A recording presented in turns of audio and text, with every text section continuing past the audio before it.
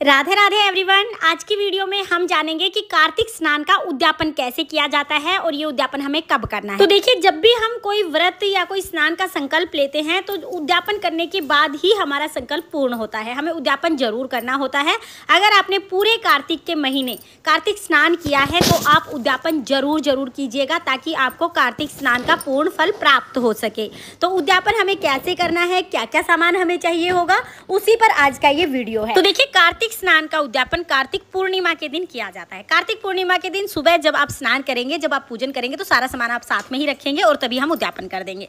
कार्तिक स्नान का उद्यापन करने के लिए हमें भगवान विष्णु के लिए पहले वस्त्र चाहिए होंगे। आप पैंट शर्ट का जोड़ा ले सकते हैं, आप चाहें आप धोती कुर्ता ले सकते हैं या कुर्ते पजामे ले सकते हैं। भगवान विष्णु के लिए कपड़े लेने हैं, साथ में ही हमें एक जनेऊ ले लेंगे। इसके साथ ही यथासंभव दक्षिणा ले लेंगे और खाने के लिए हमें कुछ मिठाइयाँ लेनी होती हैं। आप चाहें तो आप पंडित को घर पे बुला के खाना खिला सकते हैं या फिर आप खाने के लिए मिठाई का डिब्बा ले सकते हैं या आप जितनी चाहे उतनी संख्या में मिठाई ले सकते हैं। तो खाने का सामान हमें लेना है। तो ये चीज़ें हम ले लेंगे भगवान विष्णु के लिए। तो भगवान विष्णु का सामान हम ले लेंगे। पूरे कार्तिक के महीने में हमने तुलसी माता का पूजन किया है तो तुलसी माता के लिए भी हमें कुछ सामान दान करना होता है। तो देखिए, तुलसी माता के भी वस्त्र हम ले लेंगे। आप सूट या साड़ी कोई भी चीज़ ले सकते हैं। मैंने यहाँ पर साड़ी ली है। इसके साथ ही तुलसी माता के लिए हम श्रृंगार का सामान ले लेंगे। श्रृंगार का सामान 5 चीज़ें, 7 चीज़ें, 9 चीज़ें, 16 श्रृंगार, जितना हो सके आप उतना श्रृंगार का सामान ले लीजिएगा। तो यहाँ पर हमने तुलसी माता के लिए श्रृंगार का सामान ले लिया है। साथ में ही हमें यथासंभव दक्षिणा लेनी है और खाने का सामान लेना है। खाने का सामान जैसा कि मैंने आपको बताया, हो सके तो आप पंडित पंडितानी को घर बुला के खाना खिला के सारा सामान दे दीजिएगा।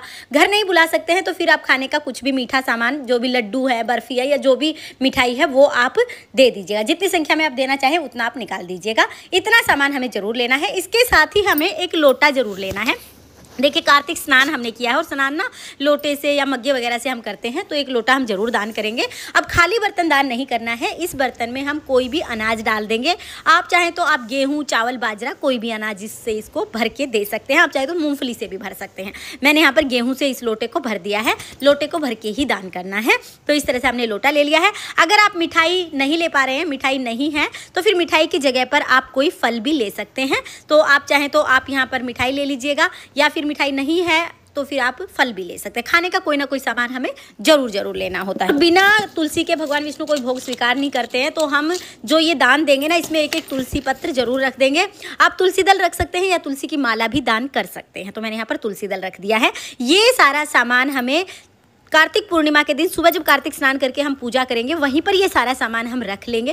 पहले हम पूजा करेंगे, अपनी कथा कहानी सुनेंगे। उसके बाद अपने हाथ में थोड़ा सा जल लेकर और इस सारे सामान को मिनस के फिर हम हाथ जोड़ लेंगे। तो ये सारा सामान सुबह पूजा में हमें पास में ही रखना है, फिर इसको वहीं पर मिनस देना है। उसके बाद हमें ये सारा सामान दान करना है। उसके बाद आप चाहें तो पंडित पंडिताइन को घर पर भोजन करा के फिर ये सारा सामान उन्हें दे दीजिएगा। आप चाहें तो आप ये सामान पंडित पंडिताइन के घर पहुँचा सकते हैं। इसके साथ ही आप चाहें तो ये सारा सामान अपनी ननद को दे सकते हैं, ननद नंदोई के दे सकते हैं, सास ससुर को दे सकते हैं, आप अपनी जेठ जिठानी को दे सकते हैं या पंडित पंडिताइन को दे सकते हैं, या आप चाहें तो किसी गरीब को भी आप ये सामान दे सकते हैं। ये सारा सामान हमें दान करना होता है और ये सामान दान करने के बाद ही हमारा कार्तिक स्नान पूर्ण होता है। तो देखिए, अगर आपने कार्तिक स्नान किया है तो कार्तिक स्नान का आप उद्यापन जरूर कीजिएगा। वैसे भी बहुत ज़्यादा मुश्किल नहीं है।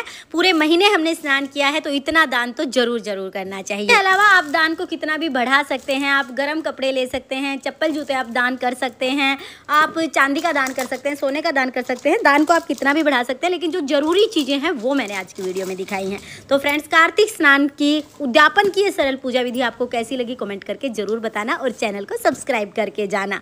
फिर मिलेंगे किसी और वीडियो में। तब तक के लिए जय श्री कृष्णा, राधे राधे।